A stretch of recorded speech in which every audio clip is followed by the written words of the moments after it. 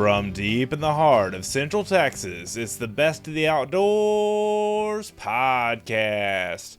Brought to you by Texas Fish and Game Magazine, the voice of the Texas outdoor nation. I'm your humble host, Dustin Von Warnke, the Outdoor Success Guy, back with another podcast. So excited to have the opportunity to turn on this microphone and share the outdoors lifestyle with you. Man, am I fired up this week.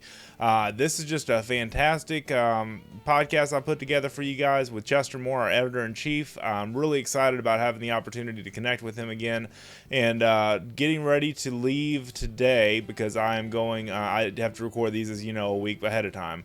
I'm going to a deer hunt out of Mason and possibly Brady, Texas to a friend of my father-in-law's landowner out there. That's got a ranch, about 200 acres, low fence, and he needs some whitetail bucks taken off and some does, maybe shoot a couple of deer. I don't know. You know, for me, it's not so much about the catching and the killing as much anymore. I just enjoy the outdoor lifestyle, just getting around, drinking a couple of cold ones with your friends. I enjoy just you know, teaching kids about the outdoors. My son Jackson's 9, and I'm you know, kind of mentoring him in the way of the force of the outdoor lifestyle, and just really having a good time, really having a lot of fun doing this stuff. And I love doing this podcast, guys. This is therapeutic for me to be able to turn on this microphone and I don't want to say yell or scream in it, but you know, turn on this microphone and talk to you guys about the outdoors and share that message with you. And I've got to thank you guys for reaching out to me on Facebook, man, with your questions and your emails as well. You can find my information. You can call me or email me or text me at dustinsprojects.com.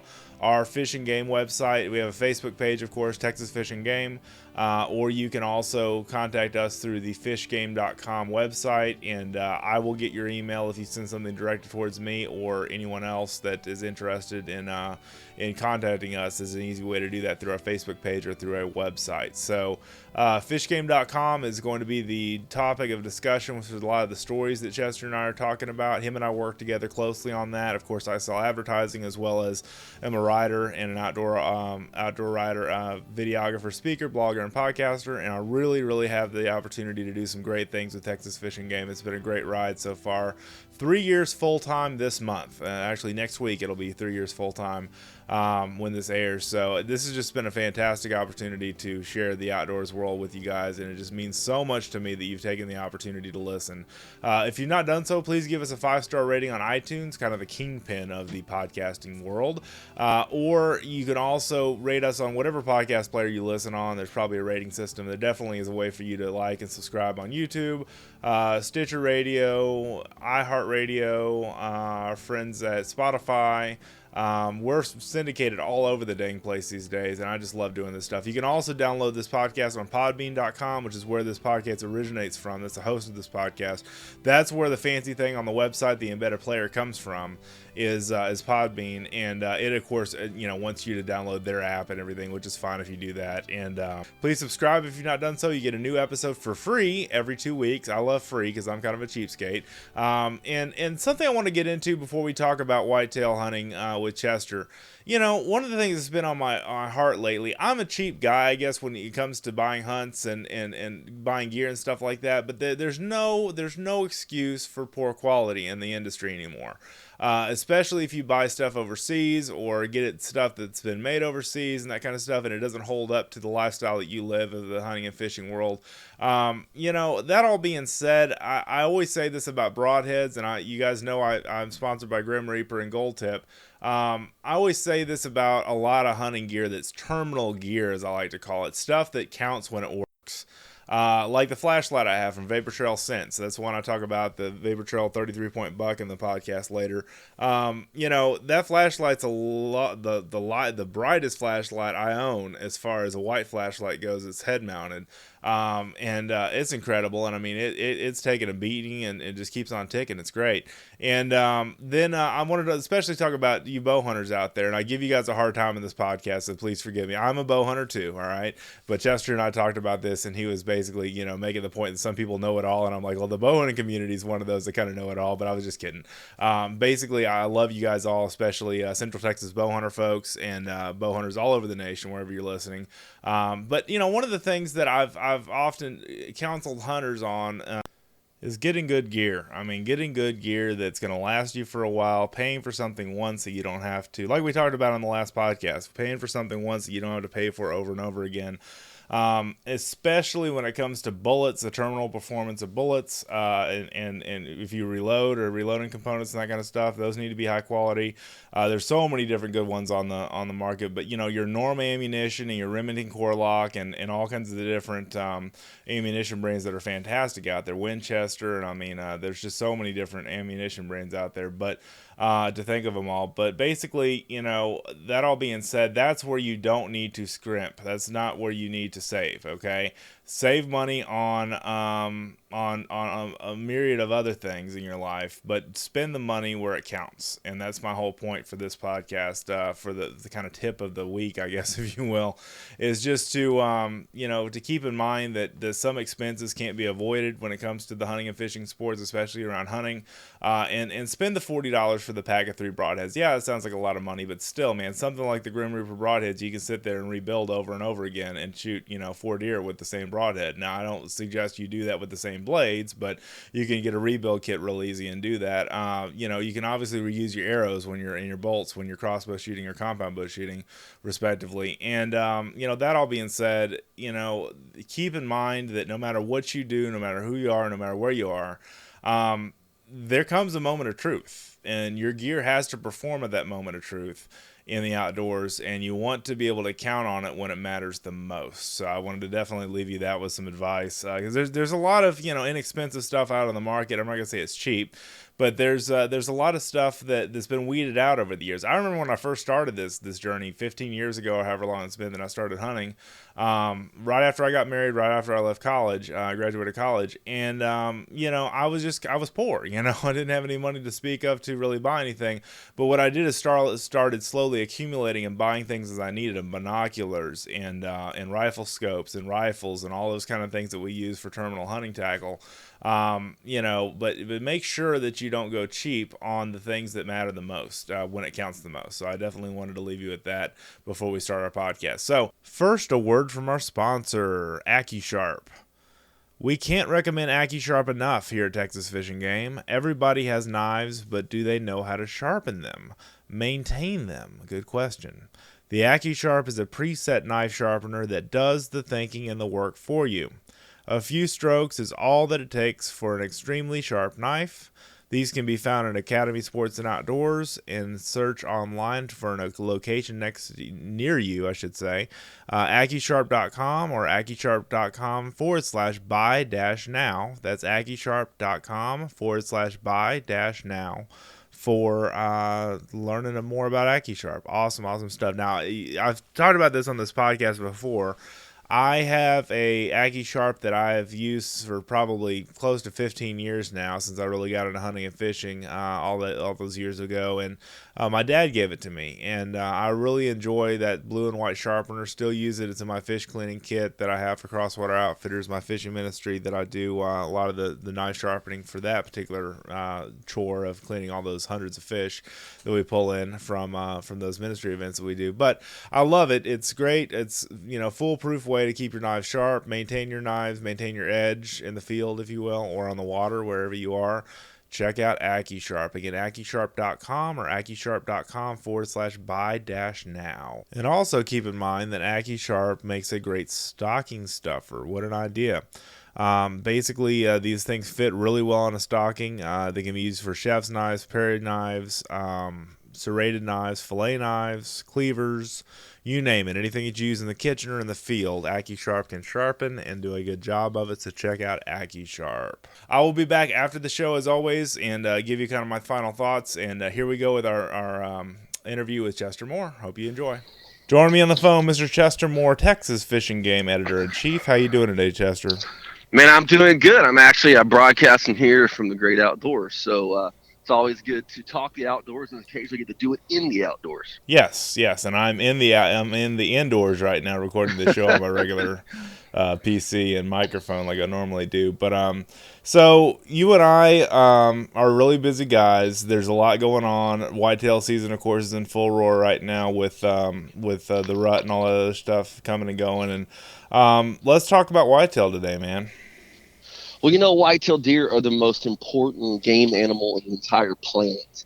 You can go to some very wealthy trophy hunter's home, and he'll have one of each of the Great Plains game. Right. He may even have all of this kind of stuff mounted. However, he probably has an entire room dedicated to the whitetail deer. So the whitetail deer, there's just something magnificent about them. Of course, for hunters, they are the quest that most hunters in their life go on in the United States of America. People come from overseas to come hunt whitetail here. And of course, Texas boasts the largest population of whitetail in the nation. That's right. Texas does boast the largest whitetail population in the nation. And the cool thing about it is I've got a couple mounted on my wall here in the office. And the cool thing about it, they're such an interesting creature. My dad once told me, if a leaf falls in the wood, a squirrel hears it and a bear smells it. And, I don't know what all the deal is, but a whitetail does all three. The whitetail has the best senses out of all the animals in the woods for the most part. And I think that's why I've been so successful. I mean, you look at this. I haven't got exact science on this, but as far as large mammals weighing more than 100 pounds, say, I would say the white-tailed deer is probably the most common large animal, wild animal on the planet. Right. 27. I don't know any other nation that would have 27 million of anything that size or bigger. So, and I think a lot of that has to do with what you said, the incredible senses, the unbelievable smell, impeccable hearing, better sight than people give them credit for. Right. Just, I think, instinct, So the white-tailed deer is here because the white-tailed deer knows how to evade man and other predators. Absolutely, and I mean that's definitely a factor to their, to their quality as far as a hunting animal to go after. A quest in the outdoors is something that can smell you, can see you, can hear you better than just about anything else in the woods. Is my point, and I mean that's really an incredible opportunity to take a game animal that, for me, Chester, it's not even just going out and shooting one. It's the fact that you can go into, the battle of wits, if you will, the battle of nature versus, and I've talked about this on one of the podcasts I did with Zach Bird, the needle of the doe sends me away from her, but my needle sends me towards her, my internal needle of, of instinct, if you will.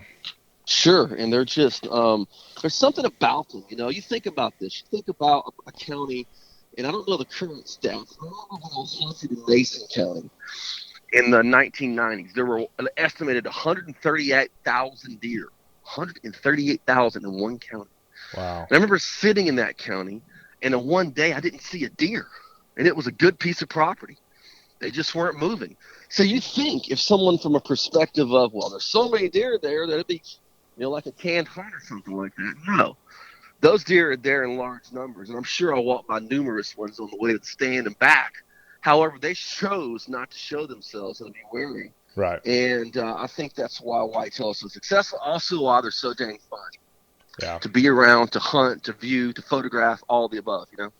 No, absolutely. And I mean, one of the guys that I've had on the podcast before about this time last year, Rex Holmes with Vapor Trail Scents, Rex makes the point that even as a gun hunter, we don't consider scent and that kind of stuff a lot, but he has a product called 33 Point Buck that you spray yourself down with, and it's a scent killer, cover scent kind of thing. And he says, we used it in the field at the ranch I work with, and they said that because of using that particular spray, they were seeing stuff they normally didn't see before because the deer use their nose so much to see if there's any humans around, and we have no idea how sensitive that part of the body is to a deer as far as they can smell stuff from hundreds of yards away. I mean, it's just an incredible species. Well, I have a really interesting perspective because I work with and I have been around, you name the kind of animal on the planet, I've probably been around it. Predators, prey, everything, and there are some incredible predators that have noses that are just unbelievable. And of course, canines. Think about the canine nose and what they do to smell bombs and drugs and everything else, So you take the whitetail, they're not trained to do anything. They're just what God made them to do. Right. And that is to sniff out food sources, to sniff out mates, and to sniff out danger, So being able to have to work around that is really part of this. If there's any art to hunting, I would say for whitetail hunting, really there's one art, and that is avoiding smell. Right. Because if you can get up in a stand, 90% of the time you can avoid being seen. Yes. If but the smell thing is always a challenge. I mean, Yeah. so I think that's probably one of the great arts to the whitetail thing. No, that's a good thing. And I mean, it's amazing what you'll see using a good cover center, using a good, scent eliminator that you'll see stuff you normally would never see, without it. I've seen some guys use a scent eliminator and basically, have hogs, which I think even have more of a sensitive nose than a deer in some cases, come through and have hogs jump on top of them, lay on the ground in the woods and basically have a hog, walk over them, and stuff like that. So it's just amazing how they use that wit of instinct. So Yeah, the thing about whitetail also is a wildlife journalist, is the fact that they're an animal. There's so many facets to that. There's always a story. yes, It's like there's something always unique. It's something always unusual. And one of the things I like doing is giving people information they probably never read about whitetail. We had a web feature recently, and we did a feature in the mag probably 8 years ago on this. We did a web feature recently about subspecies of whitetail deer. I mean, how many people have ever thought about a whitetail subspecies?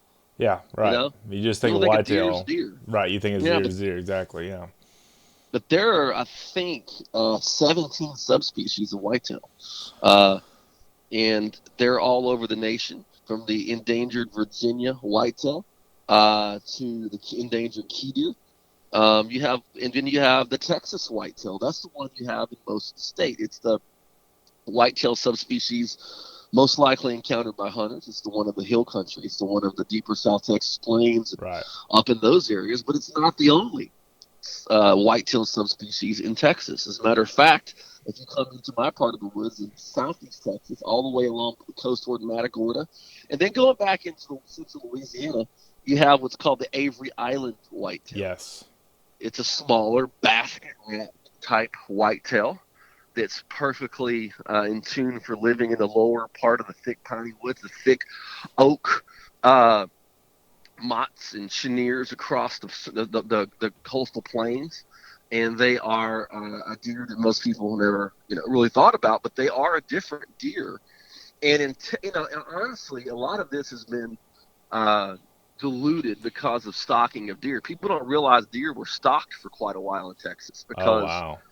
yeah, we had wiped so many whitetail out in East Texas from poaching that that there was quite a few whitetail stalked. I mean, I remember seeing whitetail stalking trailers in the 80s going into Newton County, and they would stock whitetails. And the bulk of the whitetails that were being stocked actually came from South Texas. So you had some genetic tampering there, so to speak. But you definitely, when I go fishing sometimes in particular, in some remote areas like around the Sabine National Wildlife Refuge, and see deer, they just look different than the ones I have in South Texas. And I'm not just talking about size and stature. It's just a little bit different coloration, a little bit different. Interesting. The racks are more basket-like, Yeah. and so it's just cool to think about. You have different kinds of whitetail. Someone who wants to do hunting quest all the time, you could literally do a whitetail slam in Texas. Yeah, because we have what, 4 subspecies here? Is that what you said earlier? Yeah, so you have the Texas whitetail, you have the Avery Island whitetail, and you have the Kansas whitetail, which is found up around North Texas, the Panhandle, goes up through Oklahoma and Kansas, and that can be a really big deer. A lot of people don't realize there's 2 parts of the state that the bulk of the landowners are the government or owned by, just huge ranches that people don't have like a lease access to Right. hardly. And that's the Panhandle and Trans-Pecos. And the Panhandle has some monster deer, but they're not like Johnny Lunchbucket shooting one on a pine plantation club here in East Texas.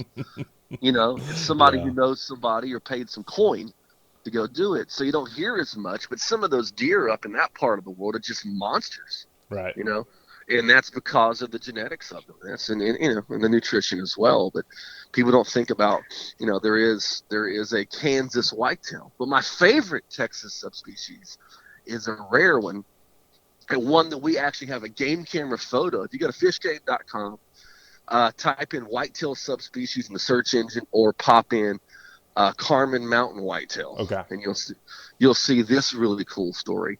And that is one of our readers hunts across the border in Mexico on the Carmen Mountains there, just across, I mean, literally a few miles across the border. And he got game camera photos of the Carmen Mountain whitetail. The Carmen Mountain whitetail is the second smallest subspecies of whitetail in America. The smallest is the key deer that lives totally in the Florida Keys, Uh-huh. a federally endangered species with only about 900 specimens left on the planet. And I've actually got to. I mean, I would love. I don't know. I got to figure out when those guys are going to shed their antlers. I really wanted to go this year and photograph those little deer. They're so beautiful. They're really cool. And you see this 50-pound buck with a nice 8-point rack run up. You're like, that's crazy, Yeah, sure. But we have a smaller whitetail like that in Texas, and that's the Carmen Mountains whitetail. And that lives out toward the Big Bend area, essentially, in some of those smaller mountain ranges out there. Okay. No, that's good. And I mean, the one thing I brought this up, and I know we're talking about whitetail, but somebody asked the other question on one of the forums I follow on Facebook, on one of the hunting forums, or the hunting groups, and basically he said, "Why you asked this question? Why are there no high fence ranches for mule deer?" Now that we're talking about West Texas, Yeah. and I think the best answer I got is they don't do well as whitetail do in breeding pens. I think that's the main reason why they're not prolific. That's interesting. I have had very limited information. Encounters with muleys. I have had more encounters with blacktail, which are essentially a mule deer. They're very close to mule deer. Right. Matter of fact, in California, the way they look at it is if it's west, I think, of I-5, it's a blacktail. If it's east, it's a muley. I think that's kind of the way they do it over there. But I have encountered some mule deer, and the thing about them is they're so much more of a goofy animal. Right. Like I remember watching like sports television or one of these shows when I was a kid, ABC Wild World Sports, and that's when I was a little kid that was wanting to like whack everything, right? To come out. And I saw this. I've always thought mule deer were incredible. I just thought they were just beautiful, And here's this majestic, huge, like 24-inch rack, wide, big, thick winter coat muley. And he sees the hunter, and he hops off like a rabbit. Yep. Yeah, it's interesting to watch for sure. Yeah. I'm like, that's embarrassing, man. I mean, come on. A big whitetail take off in a sprint. A little deer punk him out on a run. Here's boing, boing, boing, boing. Took a little of the majesty away from the muley. Yeah. You watch them on the hunting shows and stuff when they run. They're like black bucks. They prance. Yeah, it's a little bit. It's a little bit too, fox hunter thing. Yeah. Regal. The little dapper gloves on, and we got to go fox hunting today. I love it. Too much for me personally, but they are not as hard of an animal in general. If you look at trends in population when muleys around the nation, right?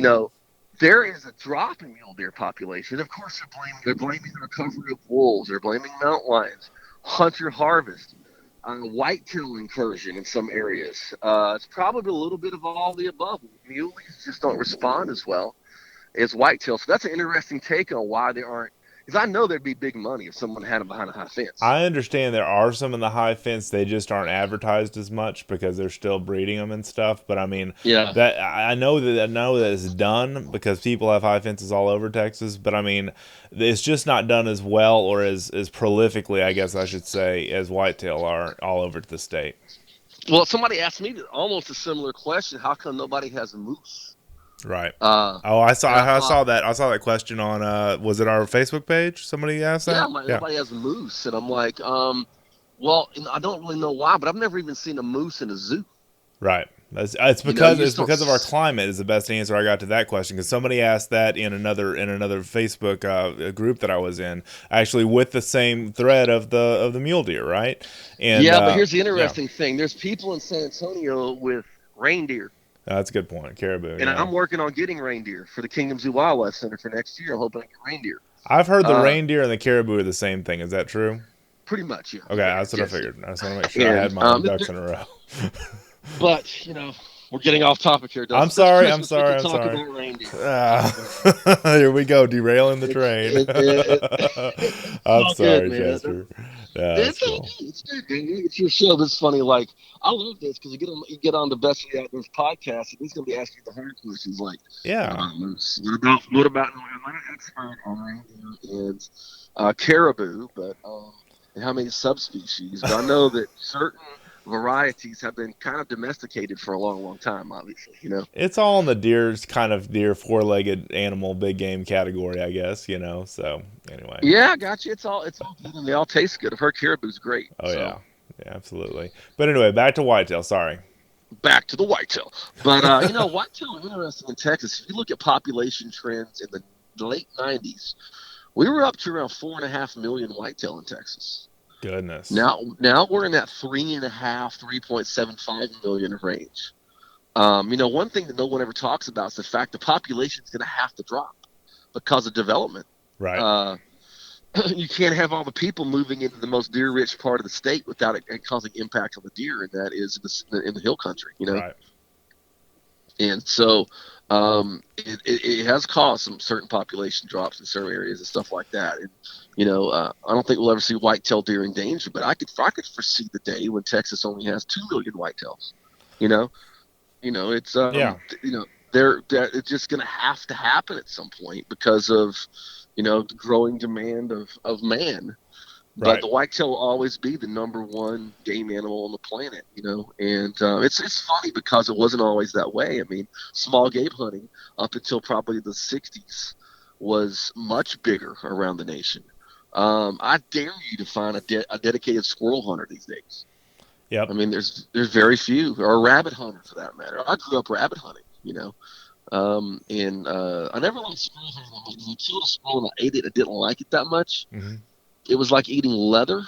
I shot Tough one of those chicken. big, like mutant-sized fox squirrels. So it was like one of those ones that would like fight off a grizzly. Those huge ones. Yep. And but rabbit, man, going back to what happened, that transition from small game to whitetail. I think it was when the whitetail population started getting bigger, and people started noticing these animals, and it became this thing, kind of a naturally growing thing. And one of the things I find interesting are anomalies in the whitetail deer population. If you go around a hunting camp, people are going to, they're not going to talk about scent control too long, because most people are going to spray the stuff on them or they're not. But they're going to talk about weird stuff they saw in the field. And one of the weirdest encounters, and I've been on this story for 3 years now, heavily, is dwarf whitetails. Okay. My uncle Jackie Moore, the late Jackie Moore, told me many years ago about seeing a buck on a lease in San Saba County in the 70s that was a fully developed 8-pointer, but it was only like maybe 40, 50 pounds. Goodness. And it was fully developed. I mean, it was, you couldn't tell a dwarf doe because you'd think it was a yearling doe or fawn, Sure. But he said it was fully developed. He saw it several times. So, I wish he'd shot it, and got it mounted or had proof. How cool is that? That was way before the era of iPhones with HD video on your phone, Sure. You barely had Polaroids back then. That's and true. so my uncle passed away a few years back, and I was talking to my dad, his brother, about it before my dad passed. He said, I was on the same lease, and I saw him too. My dad saw him a couple of times crossing roads. There was a population, a few at least, of these smaller whitetails, and they were, I was like, wow, how cool. Yeah. So I put a blog out at the Wildlife Journalist, my blog, and I got a guy from Michigan send me a picture, and their deer are like, gigantic up there compared to ours, but there's some on a skinning rack. There's a fully developed buck, and it's probably one half the size of the rest of the deer on the rack. Like a miniature deer, like a mini-me deer in a way, huh? A mini-me deer. Okay, So I said, you know what? There's no better audience to bring this to the audience of Texas Fish and Game. Sure. So I wrote an article for Texas Fish and Game at fishgame.com. I wrote a very expanded article about different accounts I was looking up and things like that, and some scientific studies on it. And I got a photo. A guy sent a photo. He was actually a reader from Alabama. And there's a deer, anything in a picture in the foreground will automatically appear way bigger than what's in the background as far as proportion. Sure. You might have a cow 20 yards in the background, but if you have a big whitetail in the foreground, the whitetail is going to look bigger. It's going to look huge. Yeah, exactly. Well, there's a doe behind this with decent ways, and the doe dwarfs this little buck, a little 4-point buck. And it was, straight off a guy's game camera. And I'm not an expert on photo analysis, but I do a lot of Photoshop work myself. Sure. Editing photos and things like that. And I looked at it, and there's nothing tampered with in the photo. It's a little bitty buck. And then I had other people telling me that they're they've seen these things or whatever. So if any of you out there in the listening audience have a photo of, have come across a video, an account, you can email me. And here's the easiest email to remember: is chester@chestermore.com. Chester@chestermore.com, and I will be glad to discuss this with you because we're going to do more on this after the deer season. I'm kind of waiting to see what happens out here. Hopefully, this broadcast here and this growing podcast, Best of the Outdoors, get the word out. But I mean, that's interesting stuff. I would love to see that because I've seen key deer, but they're supposed to be tiny. Right, You they're know, supposed to be small. Sure, right. so I think that's just an interesting and fascinating fact out there that people are at some level seeing some of these micro whitetails. That's right. That's the other word that you call a dwarf deer is a micro whitetail. You've done that in your articles before, right? Yeah, micro Micro deer, whitetails. I micro love whitetails. Okay. and this stuff's out there. And what I like about talking about this kind of stuff is it breeds an appreciation for the outdoors more because you realize you ain't got it all figured out. Right. You know, And a lot you're of like, Texas wow. hunters think they have got it figured out, especially bow hunters. So, Well, that's we won't another go there. story. I But a know. lot of people think, I know it all, and I don't. I know a lot, but I sure don't know it all. I'm always surprised out there in the outdoors. Right. So, And I'm a any bow of you, hunter, so I can say I'm one of those people. So I'm not going to try to alienate anybody. I'm just saying, that group of people likes to, yeah. So anyway, well, I tell you what, it's an interesting topic. The other thing is ghost deer. yes, It's written about at fishgame.com, the Texas Fishing Game. Ghost deer, essentially people seeing white deer. And, the first thing you go to in Texas is, of course, it's a fallow deer because there's so many fallow deer on ranches and free ranging as well. right, That people think it could be just a white fallow doe. Somebody saw a young buck, they mistaken, they saw in the distance or something like that. But there are white deer that are not um, fallow deer, and there are whitetails out there people see that are white. We've had a couple photos of ones that were killed, and they weren't albino; they were just right. white, called leucistic. Um, when I was a kid, I just found this scrapbook piece the other day. And my dad and I have talked about my scrapbook a lot, but I'd sit in his lap and we would make scrapbooks of all the animals we want to go hunt, all the animals I want to go see and photograph around the world. I mean, I would take zoo books and cut pictures out. I had a hunting one where I had all kind of cool. I had a fishing one, and I had a Bigfoot one. I had all kind of crazy stuff, right? Well, I found a little piece of the one where I had a picture of a whitetail at the Seneca Army Depot in outside of Auburn, New York. Huh. It ended up becoming friends with a guy out of Auburn, New York in 2002. His name was Lou Murillo, our bow hunting editor, Right. our hunting editor. And Lou, who hunts a lot here in Texas, took me to the Army Depot the first time, and I got to see their whitetail. It's funny because I asked him, "You ever seen it outside the fence? Because it's a high fenced Army place. Yes, correct. He said, "Nah." And about that time, one ran across the road. We saw two outside the fence. It's amazing. Right when you asked that question, right? Literally, like 10 seconds later, it was amazing. And then we saw some on the depot, but there are albino whitetails as well. Then there are piebald, which is like a partial albinism, also called a calico. Calico, yeah, I was just going to say that. Yep. Saw a calico on the Greenwood Valley Ranch in Edwards County. I think it's Edwards or Riall. We're on the border of Edwards and Riall. In 1992, and me and Lisa my dad were hunting Aoudad on that ranch with a guy named Richard Reynolds. Wow. Hunting for Thompson Temple, and it was unbelievable ranch, and they had thousands of access on it. And there was some whitetail that got spooked when our truck drove by. They ran up a hill about 150 yards away, and we were glassing them. Said something's different in there, and it was a piebald whitetail. Pretty sure it was a doe. That time of year, it could have been a buck. Right. It hadn't grown back yet, or not enough grown back to see. But it was a piebald, and that's the only one I've ever seen. I had somebody from Orange County here, where I'm sitting in the woods right now, Orange County, literally, and somebody from Orange County, in the northern part of the county, sent me a piebald doe they got on their game camera, and that was pretty fascinating. That is. To see something like that because it's such a rarity. Part of it's because it's harder for some of that stuff to survive in the wild. Other parts, it's just not normal in the genes to produce that. Sure. So it's kind of an anomaly, I guess. Is that the right way to say it? Yeah, definitely an anomaly. But probably okay. the anomaly that's got caught the most attention from our reader base right. has been black whitetails. Mm-hmm. I've seen that too. Yep.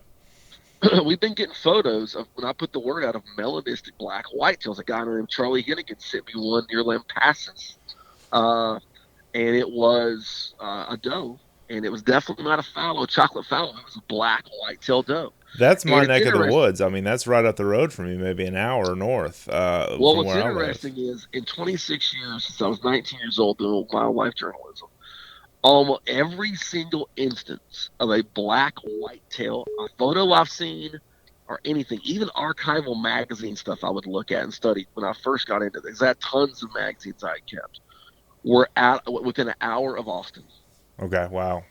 and so I thought that was it. Now, some of the high fence ranches are purposely breeding some of these anomalies, Interesting. which is fine, but it's not the same as if somebody accidentally comes across an albino whitetail buck, but Right. they're out there on high fence ranches as well. So, but just some aspects of whitetail you never think of. Well, yeah, for sure. And I mean, I understand since I deal in exotics a lot, as you know, Chester. I mean, I understand a chocolate fallow or a white fallow being mistaken, but those antlers are completely different. I mean, they still shed just like a regular deer antler, whitetail deer antlers do. But I mean, you can usually tell, unless they're shed, you can usually tell the difference between a fallow and a whitetail. Yeah, no question about it. And it's interesting.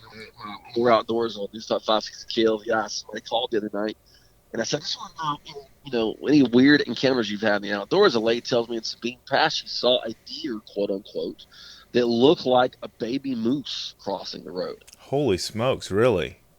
And I'm like, and it was interesting. So I said, "This is where this is where it pays to be trained in what you do." And Yes.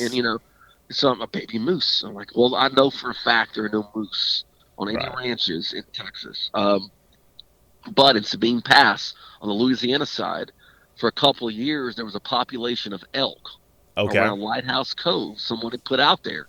I saw them myself. There was a problem because Parks and Wildlife didn't like them. They would swim the channel across over into Texas. They're worried about CWD. I see. So anyway, I'm pretty sure what she saw was an elk. And then I had callers call in who saw these elk themselves. And one guy was in a 14-foot Boston whaler boat in Lighthouse Cove and had one get in his boat, and she wouldn't leave. That's I'm like, why? great. I said, I'm jealous. Why can't I be the guy with the elk in the boat? That happens to. Dude, I Exactly, mean, yeah. come on, that's like my dream thing. That Like, would be I would super. totally jump on Facebook Live. Hey, this is just for more here. And we have an interview with you. You've always wanted elk hunter. Interview with an elk. Oh my Interview with an gosh. elk in the boat, man. Kind of like that interview with the bass we did at ICAST back in the summer. So I'm a trailblazer, baby. I'm that's right, interviewing all man. kinds of Chester Moore, the stuff. Trailblazer. That's Deep right. and tap into the mind of the whitetail, tap into the mind of the largemouth bass. I love It's it. fun. It's fun stuff, though. This But is fun stuff. one thing I gotta celebrate about your program is I always laugh and I always have a lot of fun on here, and that's what this is all about. I think we're too. Let me just say it, we're too damn rigid. Sure. Uh, We're serious. out there. I mean, I'm a very, if you know me, I'm a very intense, serious guy. But I like to laugh and have a good time. And Sure. if you just go hunting or fishing, so you can be like, well, I'm the coolest guy at the water cooler at work, or I'm gonna one up those guys. Quit. Right. Do something else. Take up badminton or something. Yep. I mean, this is fun stuff. If you can have fun with a cow elk in your boat, or talking about melanistic whitetails, I mean, this is or going hunting. There's something wrong with you. So this is fun stuff. And at the end of the year here, with Christmas coming up, and a lot of people reflecting on life and family, just reflect on the fun this is, and tell yourself next year you're going to have a whole lot more fun in the outdoors, because it is a fun place to be. It is. I mean, that's the one thing I've always appreciated about you is you're more about the experience than it is about the gear or the product, like I sometimes am and that kind of stuff. I mean, you're Yeah. more about the whole kit and caboodle of the experience, and that's what I've always appreciated about you, Chester. Well, thanks, man. And I love the gear. Nothing wrong. We're all wired differently. Yeah, Thank sure, God. sure, If you exactly. we left up to people like me to invent technology, we'd be back at the wheel, maybe. I don't know, but the fire. I'd be still marveling at the experience of warming my hands over the fire. That's right. Oh, some people say that I'm easily amused, and I guess I am. But I mean, it's just stuff like this that really gets me. Like for instance, I'll give you an example. Back to whitetail, a piebald. I've got three calico cats. Okay, they're all female, and the reason why they're all female is because they have an extra X chromosome on their chromosome panel. Hmm. Okay, so XXY instead of XY, I think it is, or XX or whatever the case may be. But anyway, they're all either your calico is born female or they're born as a sterile male in the cat world. See, that's interesting right there. So yeah, that is. So there's an extra chromosome, and we just have a love for tortoiseshell and calico, dilute calico cats, so that's why we have them. But it's interesting. I wonder if the same is true for deer. It could be, and it could be that in the wild, for some reason, those chromosomes are hard to make happen. Yeah, You know, that's why they're so rare, right? That's why the yeah. piebald deer are so rare. I just It, this is just stuff I think about. That's all. no, that's great stuff. I was looking the other day. I was googling albino hogs, Yes. and I saw somebody killed one actually. Uh, and I was thinking, that all that stuff's out there. It's just a matter of, like I saw the albino pink dolphin, incredible stuff. But we're getting back to just being the whole whitetail experience. There's a lot more than just, getting a whitetail and going hunting. But there's this whole world of the deer out there that's so amazing. The biology of it all and just the wildlife experience that you bring to the table with your writing and video and radio work really encompasses the passion that we have as outdoorsmen. I don't think we celebrate it enough is what I think you're saying as far as having fun. Yeah, we got to, man, because this is fun stuff. And one of our owners, Artie and Eves, and I had a conversation yesterday because I have a really goofy voicemail. And I said, I'm going to change it to, this is Chester Moore, and I'm out here in the field trying to photograph the elusive Rudolph the Red-Nosed Reindeer, and I'm going to do that today, actually. I can't wait to listen to it. That's going to be great. And, if you can't have fun, she said, she's wise. She said, we need to have more fun in this industry. And I agree, We do. And it translates to kids. There's nothing worse than, a bunch of stiff guys trying to get a young kid who's into electronic devices into hunting or fishing. Right. When they can't even have fun. They're just like, all stiff necked, and I'm like, nah, that's really lame. You gotta have fun. And most people do, most people have a great time out here. And, my dad was a combination of, really fun in the outdoors, really getting angry easily because I was dragging my feet or I was, making too much noise because he had such a passion for it, but I can look back and laugh at that stuff because we all had a great time out there. Yeah, that's right. I mean, that's outdoors is about family. It's about kids. It's about the next generation. It's about so much more than just going. And I'd say this on the show all the time, whether I have you on or not, Chester. I know I've had you on a lot lately. It's more than catching and killing. It really is. It's about the outdoor lifestyle, about the experience. I've not killed a deer this year yet. I'm going this weekend, but for me to go hang out with my buddy Danny Berry at DB Wild Game Processing and Taxidermy and go, just take in deer and see a red stag that they brought in and see a field dress of red deer hind. My cleanest field dressing to date, by the way. On a gambrel, yes, on a gambrel with a winch, a red deer hind, a red deer doe or cow, and that's a clean, no nicking guts, no nicking pea bags, no nicking anything like that. Field dress clean as a surgeon. So I'm so that's happy. Cool because my field dressing in the past has ranged from surgeon like precision to Leatherface from the Texas Chainsaw Leatherface. Oh my gosh. You know what I mean? It's bad. It'd be really good or it's like horrible. Right. There's not a lot of in between there, I guess. So no, not with me. There's no in between with me anyway. That's funny. But yeah. But the whitetail thing's worth celebrating. Yes. It's an incredible animal. That's the point here. Yep. We just had this series we did that you put together, and one of the articles in that web series was about mule deer whitetail hybrids. Yes, and if people want to check that out, the Norman Ammunition, just search for Norman Ammunition on our website at fishgame.com, and tell us some more about that article. Well, what I liked about that whole thing was I'd heard about mule deer whitetail hybrids when I was a kid, and yes, there used to be like in the old Parks and Wildlife, the outdoor annual you get, there used to be like an identification thing. Really? Yeah, years ago, man. Maybe it was 1 year, but it was in there years ago. And they're out there in like Crockett County. Some of the places where mule deer just start popping up, and those whitetail will plug into those places. And what they found is that there is a decent amount of hybridization in some of those areas. And really? A decent amount of hybrid between whitetail and muleys. And then I've heard of places where the whitetail just run the muleys out. Just, little hop and dapper little guys out there, and here comes a big stud. He's like, get out of here, punk. Right. Right. Give me your does and leave.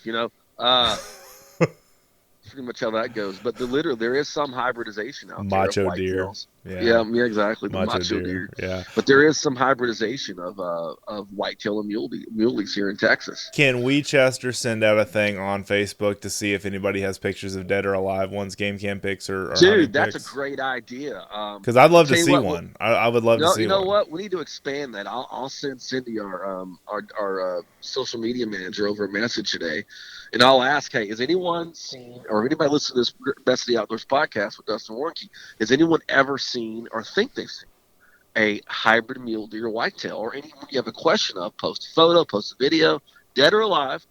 We want information because that's something really great to expand. That's a great idea. Because And I think they look similar to, I don't know what they look like, but I think their horns, some of them would have more forks in them, right? Because the mule deer forks more, more of his horns are forked. So I guess the more antler of his what? profile, His what? His what? forked. The horns would be Ant- more forked. no, antlers. Oh, I'm sorry, not horns. I'm Jeez, messing with you. sorry, I'm bad. This is kind of like the time on your podcast I call the blackback antelope a deer. That's okay, man. Anyway. You're so jacked up with the exotics. They all have horns, except the deer. But I had to get you on my horns. Horns. That's just the way we relate to them. Period. I mean, I know antlers shed and horns don't. So because even the most articulate of us in Texas has a redneck gene. Well, that's right. I've got mine. I'm a little bit of country, We a all little bit got of a rock little and bit roll. of it. And I once said, I don't think I have any. And then I had a Jeff Foxworthy moment in my home. Legitimate Jeff Foxworthy, you might be a redneck moment happened in my home. One that if he were to employ this in his act could rejuvenate his career on the redneck jokes. If you've ever been charged by a wild boar in your own home, you might be a redneck. In your own home? Oh my gosh. It happened. It happened.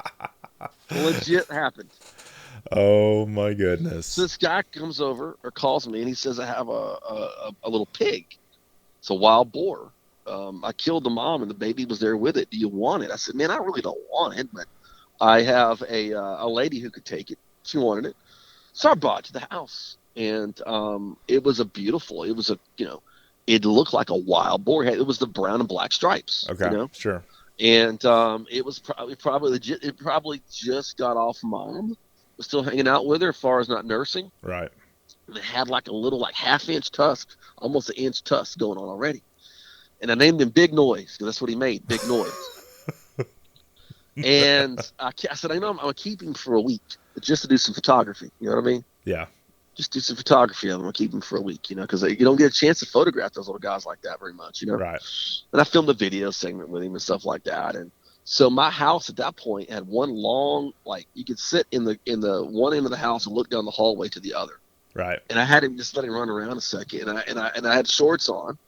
And I look up, and he's running. I mean, it was almost like he was pawing the ground like one of those bulls in the cartoons. Oh, yeah, sure. And he ran full blast at me. He's going, he's going crazy. What the heck's going on? Sure. And he ran by me and hooked me and cut my leg. Oh, no, with his tusk, with his little half-inch tusk. So if you have been charged by a wild boar in your own home, you might be a redneck. I love it. That's great. It's legit. That is legit. Now the wild boar weighed, 8 pounds. Right.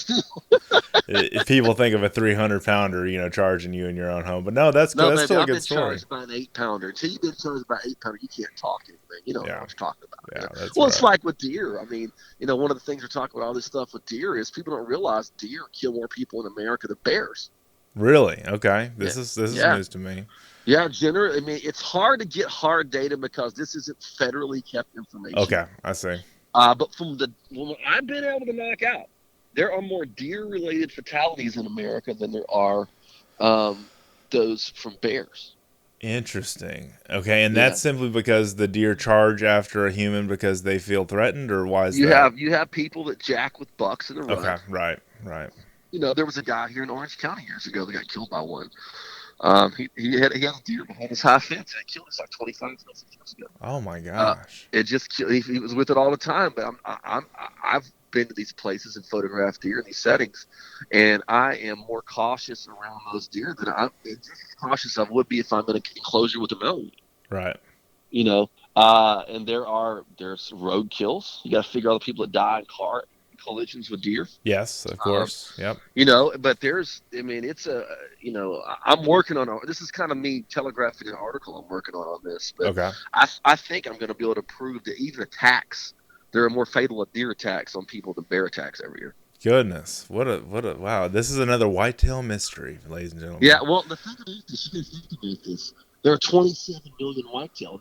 I'm also looking at mule deer too, as well, and elk. Right. But I'm leaving out moose. Moose is a whole other level of animal. Yeah, you know what I mean? Sure. Moose will attack you because it's big and wants, hey, I'm going to come over here and smack you upside the head because I want to. Yeah, kind of like a bison, I guess, in a lot of ways. Yeah, but on whitetail and mule deer, I'm going to look I'm looking really intently at that. So you can look for that probably. And we have our bi-weekly or twice a monthly email newsletter, the Whitetail National. Too. Yeah, absolutely. The Whitetail National, and it goes out on Fridays, every other Friday. You will get that probably the first Friday in February.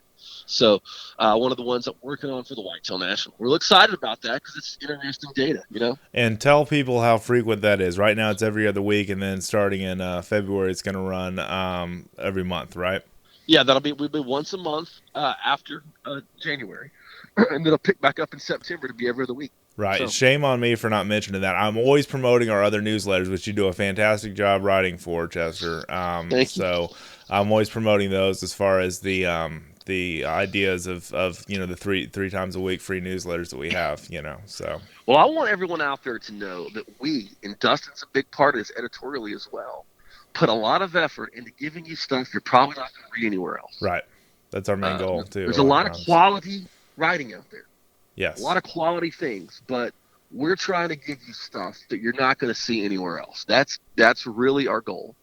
And part of it's business purposes. You're more likely to come back and read our stuff if you're not going to see it somewhere else. Right. But another part's the integrity of it. We want to give you information that is going to help you understand nature better and help you be more successful in the field. And right. So we don't want you to get whacked by a whitetail and say Chester didn't Chester didn't tell me about that. Nobody warned me. Oh my god. Nobody warned me. Nobody warned me that. Yeah. No, that's good. Yes. Well, and that's the thing, man. I mean, the thing I really appreciate about having you on the show is that I learn something every time we get together, whether it's in person or we do a podcast together, or we're just talking on the phone. It's just something that you've got such a wealth of knowledge, but you're not cocky about it. Is what I'm trying to say. I hope not, man. I really hope not. Because you're there to educate and help us have the best of the outdoors. This is something that I always try to say I do in this show, is just try to help educate people, in the podcast world for sure. Well, you do a great job of it on your podcast, and you have your own voice. Sure. On this podcast, you know what I mean? I can tell it's a Dustin Warnke product. Right. It's something that is unique, and it has your voice. You're a guy who's, for the average guy. I mean, you're city limit deer hunting. I mean, that's the kind of stuff that I come to expect from you, and sure. It's good stuff. Yeah, no, I appreciate that. So, anything else to add? I know I've had you on for a while, Chester. I don't know, man. If you have any backstrap, especially fresh backstrap, you can mail them to Chester Moore. Yeah, that's right. Fresh backstrap, never frozen. That would be great. Ideal for all of us. I will take freshly frozen as well. Pack it with some dry ice. Right. Send it over to me, and we will enjoy it in the Moore household. Some Arctic ice, buddy. Some Arctic ice, not Arctic dry ice, exactly. Yeah. And I think Arctic. The better thing, actually, if you really think about it, the better thing we could do is if all axis deer meat content should go this way. That would be great, dude.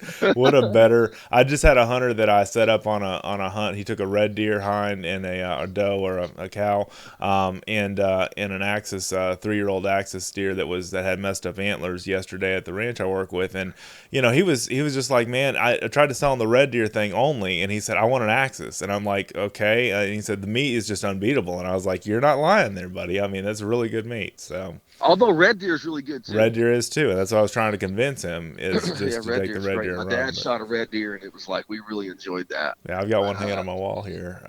Dig it, man. Gotta love the red deer, man. What a beautiful. I love hearing those things bugle and do their thing and roar. It's more like a roar. Almost. Yeah, it's a roar. That's what they call it in New Zealand. It's a roar, and that's what they do. The first time I was talking on the New Zealand podcast, the first time I heard one roar, it was like before daybreak, and I'm sitting in a blind with a guy that I'm guiding. starting.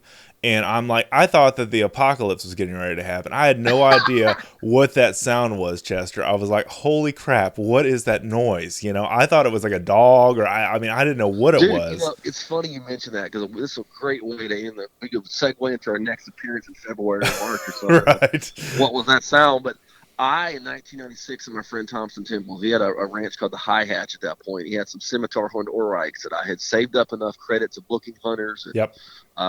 all that I would book hunters for him and guide fees to go get a scimitar horned oryx. I want to kill it with a bow, though. That was my goal. Kill it with a bow. Sure. And so here I go, scimitar horned oryx hunt. And my dad and I went and built this thing. We built because I'd seen how people would approach pronghorn with decoys, like getting behind the decoy. Yes, exactly. So we took like a foam insulation and created a scimitar horned oryx. And I got out in a foggy morning, and I'm going out. There's some oryx probably, as far as I could see, was about 50 yards. I could see one kind of disappear into the fog, and there's a ravine. I said, they're going toward that ravine. So it didn't wind me. The wind's in my face. I said, this might work. And I get out in the fog, and I hear this freaking roar coming at me. And I'm going, my God, what is that? And I look up, and it's a big stag. And the stag didn't like the decoy. It was not happy. So the decoy went to the back of the truck, and we did no longer use the decoy because I didn't want to be a casualty I didn't want to be the first loss of red stag attack in Texas. Yeah, that wouldn't be good. Well, dude, I appreciate you having me on the show, man. I really do. Thank you for the time to be on the show. It's a great podcast, and I appreciate what you do. Thanks, man. And you've got a great radio show. Tell people where to find you as far as your website, The Wildlife Journalist, and KLVI and all that other stuff, Chester. Well, always fishgame.com, Texas Fish and Game, thewildlifejournalist.com. That's thewildlifejournalist.com. And on Fridays, News Talk 560 KLVI, AM 560, and also the iHeart Media app. Look for More Outdoors. Been going 19 years, about 20 years in January. So real excited about that. 20 years in January. Well, also, the other thing I like about your show is I always pick it up on iHeartRadio's app on the after you actually do the show. I pick them up like on the weekends.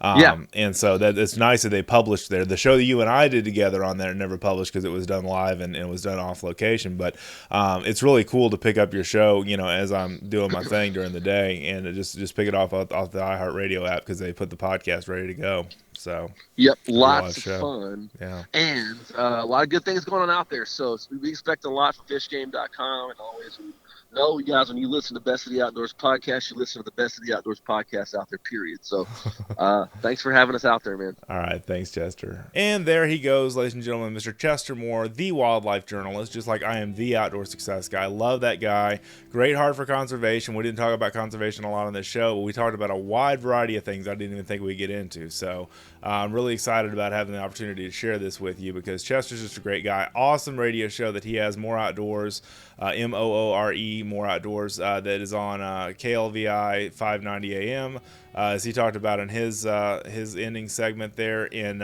really great opportunity to sit down and visit with him about what matters in the outdoors and just some fun stuff about biology and facts and wildlife research and that kind of stuff. I mean, really, really good, stimulating conversation. So I hope you guys enjoyed that as much as I did. Thank you guys so much again. Please also subscribe to our newsletters if you've not done so already. They are free to get. You get 3 times a week, sometimes 4 or 5 times a week, depending if we do an email blast with the sponsor or the Whitetail National newsletter, which comes out bi-monthly now, I believe, two times a month through deer season, and then it'll be 1 time a month during, it's called the Whitetail National.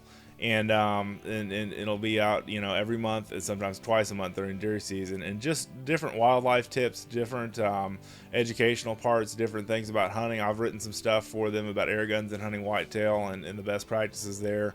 But it's a really cool special newsletter that comes out on Friday. So you can sign up for that. You get all the newsletters for free delivered to your inbox. And we have some sponsors in those newsletters, which I'd appreciate if you'd help out. That kind of helps us out on the advertising front. Henry USA is one of our sponsors. Henry Golden Boy rifles and all those different lever action rifles that Henry has. They're fantastic. So they're in the newsletter a lot of the weeks that we do this. And don't forget that those are free, and you can sign up for those at fishgame.com. Check out our whole blog, all of our other stories and everything that are there. And download the podcast there if you want to listen right on the webpage, which I know some of you guys are doing right now, or if you want to download them on your mobile device, your phone or your tablet or whatever the case may be, while you're at the gym or working out, or while you are walking your dog, or eating lunch, or whatever the case may be. Whatever you're listening to podcasts, it's great.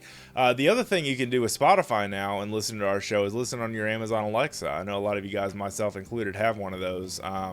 And it's a neat way to listen to the podcast through the Alexa app on your phone, through the Spotify app integration. So that's kind of cool. Anyway, thank you guys. I can't thank you enough for watching, reading, and listening. Have an awesome day in the outdoors. We'll see you next time.